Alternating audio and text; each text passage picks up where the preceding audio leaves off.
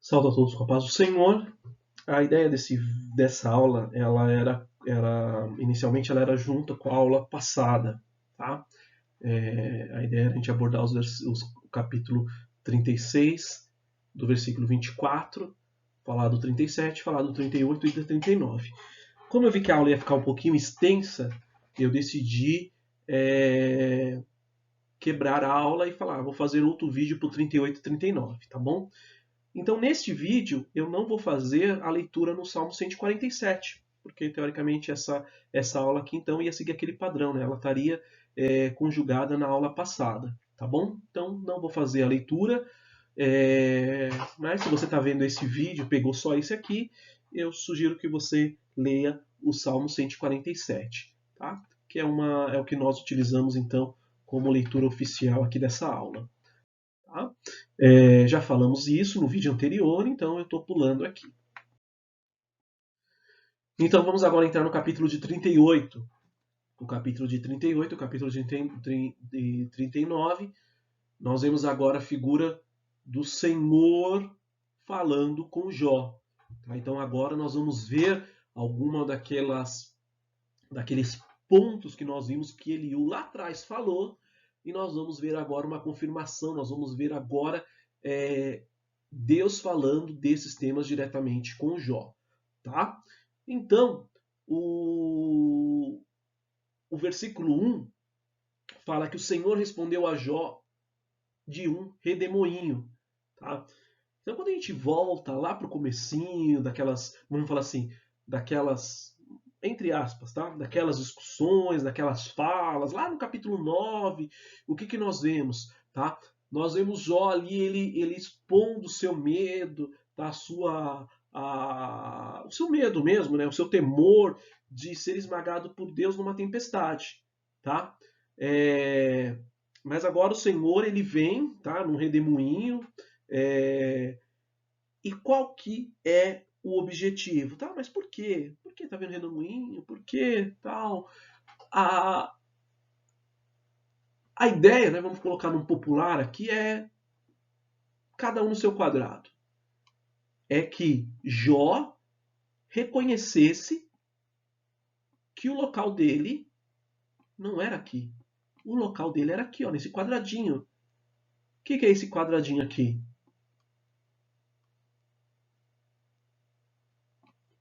Jó, você é um servo e ponto final. Tá? Ah, mas não tem mais. O teu papel, o teu local é aqui. É o papel de servo. Então, você ficar aqui, se posicionar aqui, tá errado. Tá? Então vem de uma forma forte, né? Vamos pensar no redemoinho, algo desses eventos da natureza que assustam, que ao mesmo tempo que são bonitos, mas são assustadores, para chocar e colocar ele na devida posição que ele precisava estar. E aí no versículo de número 2 a 3, escurece o conselho. Tá? Então essa aqui vai ser vamos falar assim, vamos falar de tema. Tá? Qual que é o primeiro tema da fala de Deus? É justamente o conselho. Tá? O que seriam os conselhos? Tá? Falando agora ao pé da letra da palavra de conselho, né? Geralmente eu dou conselho para vocês terem mais de uma Bíblia. Tá? E aqui a Bíblia de Genebra, que também eu acabo usando ali para preparar a aula, ela deixa muito claro, conselhos são os desígnios, tá? São os planos do Senhor para o universo. Tá?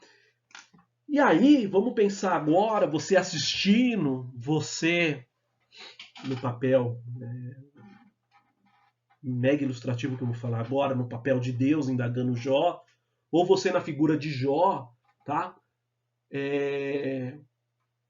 Ou você presente assistindo aquela cena, fatalmente você escutaria isso. Uma expressão muito popular que dependendo numa discussão acalorada, a gente já viu, enfim, né? Escola, e aí vai encarar? Né? Então qual que é o desafio aqui? O desafio, né, nesse sentido, vai encarar? Tá? E aí, você Você vai ensinar a Deus, então? É isso?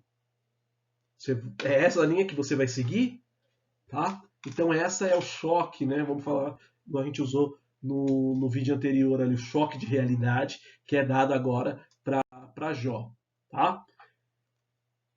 E esse choque de realidade tem um objetivo, tá? É que fique muito claro sobre uma matéria, um tema muito forte na física, que toda a ação ela tem uma reação.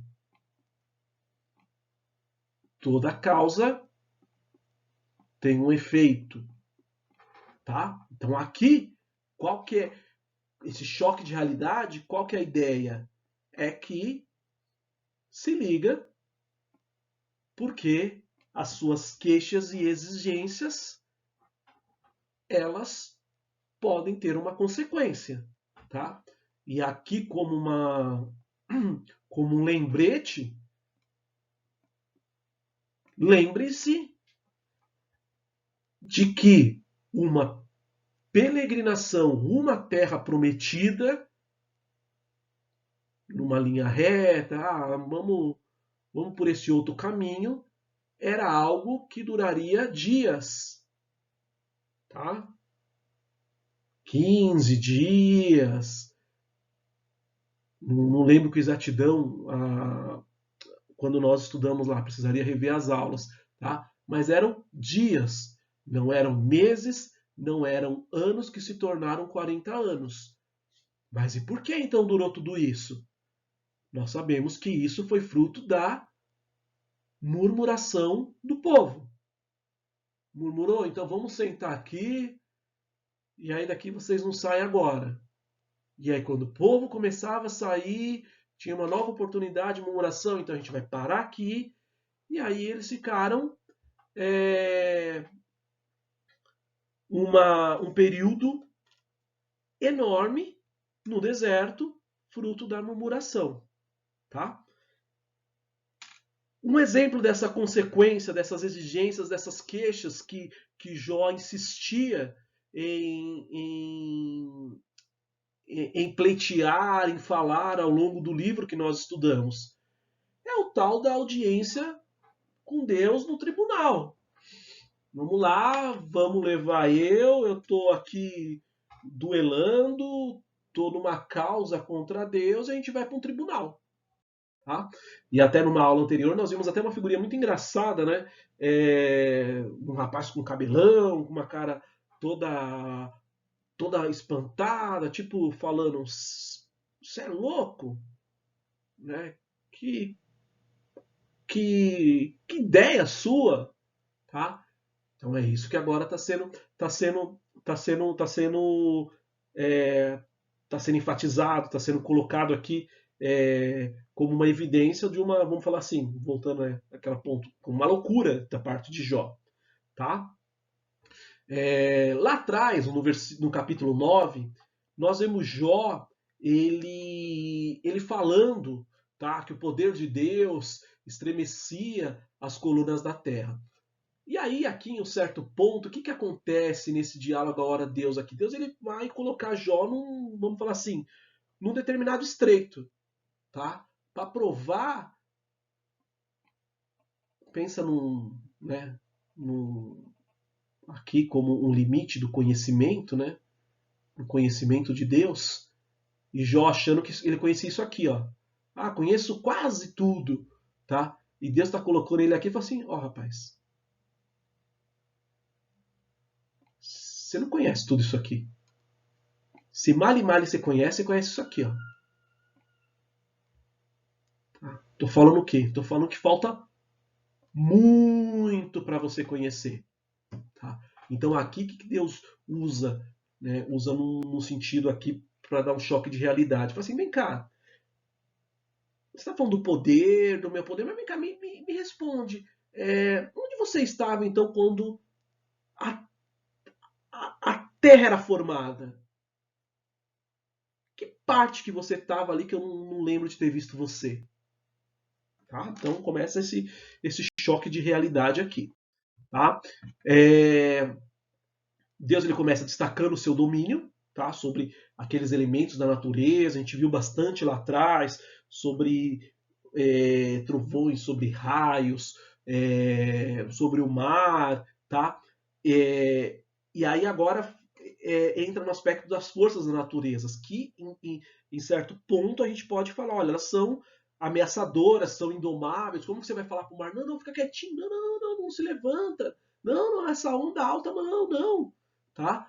E aí o que Deus fala? O que Deus deixa claro aqui? Fala, olha aqui, ó, essas forças que são assustadoras, são ameaçadoras, o homem não pode chegar e falar, não, não, não, não, né? Digamos que com o animal ali, ele fala, deita, não vai falar isso com a onda, não tem como, tá? E aí o que ele deixa claro? Deus aqui falando que tudo aquilo acontecia através da permissão dele. E mais, definidos até onde poderia acontecer. Tá? Então aqui a gente está vendo um mar revolto nessa figurinha aqui, mas é como Deus falasse aqui, ó. Legal. Uma figura de linguagem. Pode se espernear, mas você não pode avançar daqui, ó. O teu limite é aqui, ó.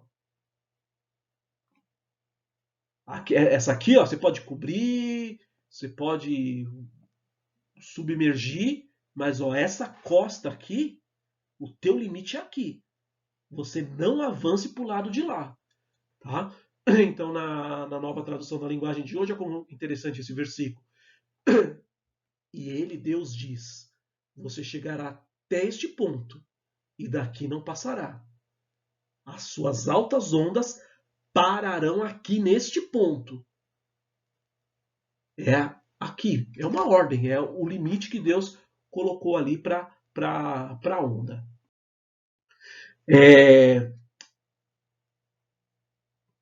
A teoria, né, vamos falar assim, ela era bem conhecida, tá, de Jó. Tá? Então, quando vocês olharem lá Jó, capítulo 26, vamos ler lá. Vamos ler aqui na nova tradução da linguagem de hoje. Jó 26, 12 e 13. Com o seu poder dominou o mar, com a sua inteligência derrotou o monstro Raabe, com o seu sopro Deus limpou o céu e com a sua mão matou a serpente fugitiva. Então, vamos falar assim, olha, de teoria já estava bem abastecido, tá? Agora o que precisa? Você precisa aplicar esse conhecimento à sua vida, tá? De conhecer de fato o poder de Deus, tá? Porque a teoria está sendo fácil você falar, mas a prática, o conhecimento, a aplicação prática tá em déficit, não está sendo aplicada, precisa ultrapassar esse estágio. Tá? Nos versículos 12 e 15, a alva saia da cama, a madrugada puxa as cobertas, nós vemos figuras de linguagem. Tá? A madrugada não tem coberta. Tá? Mas, novamente, Deus aqui deixando claro, reforçando para Jó a questão do controle sobre tudo. Sobre o mundo, o universo, sobre os planetas, estão sobre o controle de Deus. Tá? E aí até aqui usa uma expressão aqui falando da escuridão, usa, vamos falar assim, uma explicação da escuridão, que ela também está no domínio de Deus e que até a luz ali ela acaba sendo algo impeditivo para os perversos. A gente viu em uma outra aula ali que falava justamente sobre os ladrões, né?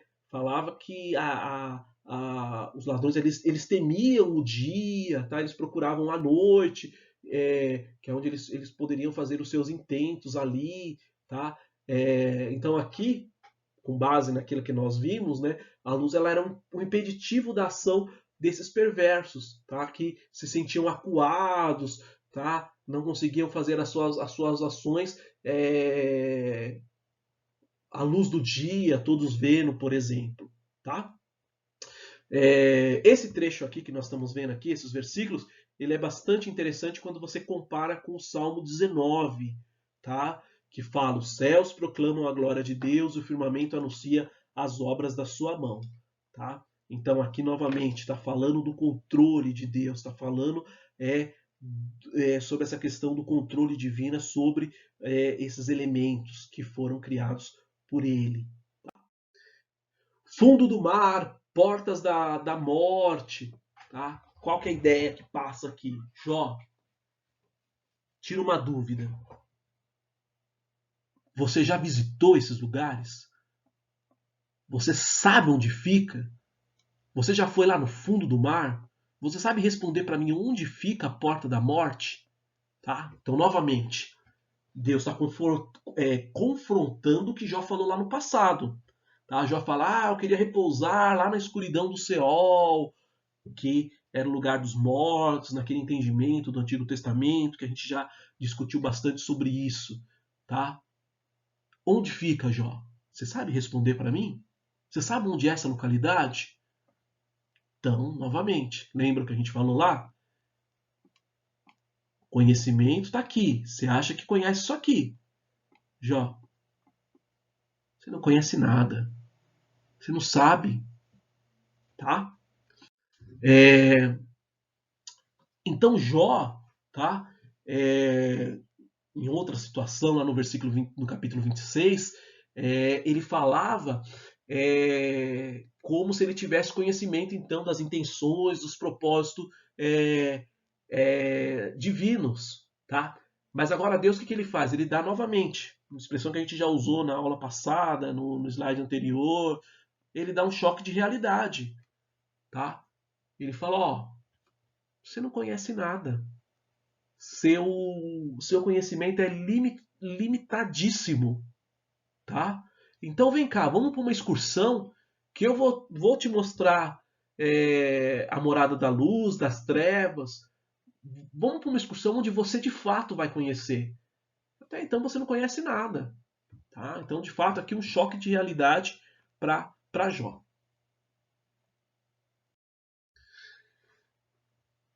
E é como se tivesse, né? Quando a gente pega uma brincadeira, né? Fala, então você é o espertão, você sabe de tudo, tá? E aí então, agora, novamente, vamos falar assim, numas afinetadas divinas, Deus fala para ele, e na nova tradução da linguagem de hoje, né, muito, muito legal a expressão que é utilizada, o jeito que é passado esse versículo, tá? É como se falasse assim, não, sim, verdade. Você deve saber de tudo isso, claro, claro. Você tem uma idade muito avançada, eu não consigo nem. Quantos anos você tem mesmo? Né? Porque você, de fato, deve ter nascido lá atrás, quando o mundo foi criado. Porque então você sabia onde era a morada, você sabia tal coisa. Né? Porque você deve ter participado lá atrás. Se você participou lá atrás, vamos falar, milhões de anos, então não consigo nem precisar que idade você tem. Tá? Porque você é muito idoso. Tá? Então aqui é uma alfinetada, digamos assim, para a figura espertona que Jó, então, acabou, vamos falar assim, dando a entender, e agora ele está sendo, está tirando essa ideia aqui pela parte de Deus, mostrando então que, novamente, você não conhece nada, falta muito, tá? Seu conhecimento é mínimo, tá? Então, colocando ele no lugarzinho que ele devia, enfatizando as limitações que ele tinha do conhecimento, enfim. Tá? Jó ele é questionado, né, sobre os elementos então da natureza, a neve, a chuva, o orvalho, o gelo, todos esses elementos ali que são obras divinas, tá? Então ele é questionado sobre esses elementos, tá? Questionado sobre esses detalhes, tá? Também é questionado sobre os elementos climáticos que são aparentemente invisíveis, tá? Qual que é a ideia que é passada aqui? Que todos esses elementos são utilizados ali para interferir na história humana, tá? Ele também usa esses elementos como uma forma de limitar o caos da natureza, do mar, tá? Que está muito elevado em relação ali à capacidade humana. Lembra, no comecinho da aula, quando eu dei uma, uma eu usei uma expressão, né, que tinha aquele barquinho, no mar ali, e eu falava, o homem não pode chegar e falar, né, quietinho aí, mar. Não, não, não, você está muito agitado. Não tem essa capacidade, tá? Então, por mais que o homem tem inteligência, tal, tal, mas assim, ele não tem controle de nada sobre a questão da natureza. Ele não pode falar, olha, quietinho, sem fúria, não tem, tá? Então os elementos da natureza, eles são o quê? São armas do arsenal de Deus, tá? E aí nesse versículo 20, nesse bloco de versículos, cita a geada do céu. Geada do céu, tá? Entendam-se então como pressão atmosférica, tá? Quando a gente vê ali, estuda as camadas ali, então entenda como geada do céu ali a pressão atmosférica, tá? Que esse desenho fica claro ali as várias camadas, estratosfera, então tá falando justamente ali da atmosfera. Tá. Nos versículos 31 a 32, fala ursa com seus filhos, tá? O que está se referindo a isso? Está se referindo a uma constelação, tá? Chamado Ursa Maior, tá? Então, quando você olha as estrelas, vamos falar assim, que em um determinado lugar você consegue avistar todas as estrelas, talvez você consiga identificar a constelação que é chamada de Ursa Maior, que é juntada essas estrelas aqui, ó, e elas formam esse desenho, tá? Então esse desenho aqui, essas estrelas, tá? Essa estrela, essa, ela então forma o que eles chamam de Ursa Maior, tá? E aí então, novamente dando esse choque de realidade, vem cá, Jó, explica para mim qual que é o comando, como que se fala para as nuvens responderem, tá? Qual que é o comando que elas atendem ao chamado, tá? Por que esse tipo de abordagem? Primeiro, trazer a realidade, a impotência e a ignorância de Jó sobre esses temas, tá? Então, é como se ele rebatesse e falou, então, você não sabe, né? Então você não sabe desse assunto. Qual que é outro objetivo? Aí, novamente, reforçar a soberania, a onisciência divina, tá? E aí nesses versículos também fala voz, tá? Então, somente Deus, ele rege as tempestades, os relâmpagos, todos os elementos são submissos às ordens de Deus, tá? Então, isso aqui é uma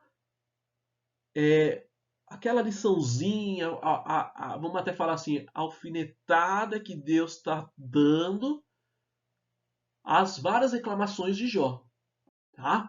E um louvor muito bonito que eu gosto muito fala justamente sobre a voz de Deus, né?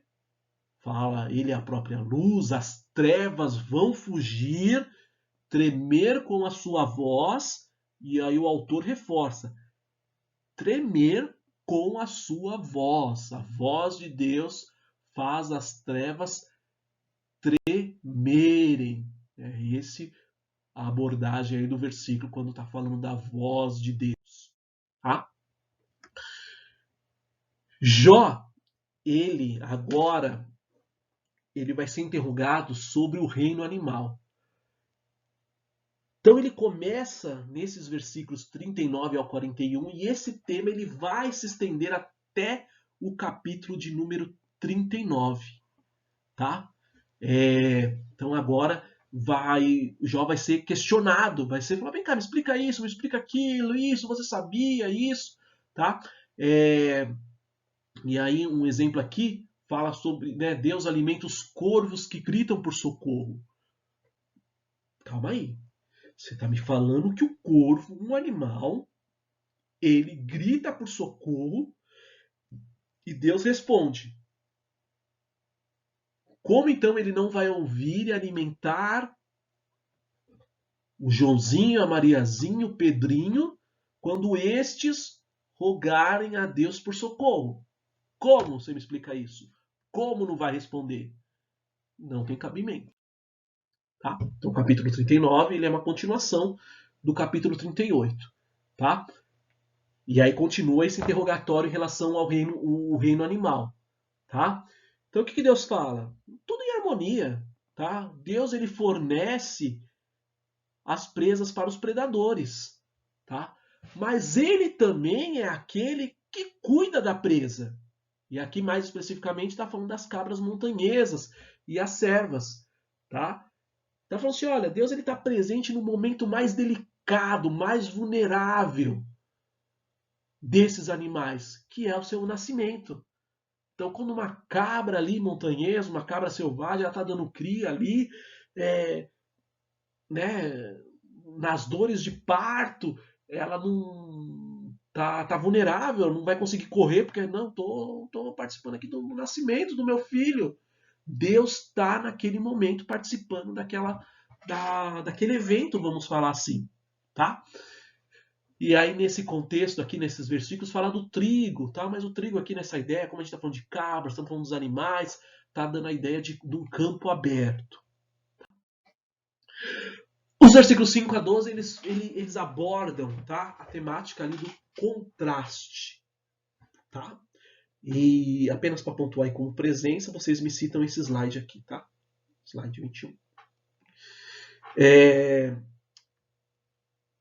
Então traz esse paralelo entre os animais domésticos e os animais selvagens, tá? O jumento montês, tá? Ele era um símbolo dos necessitados, a gente viu isso até lá no capítulo 24, tá?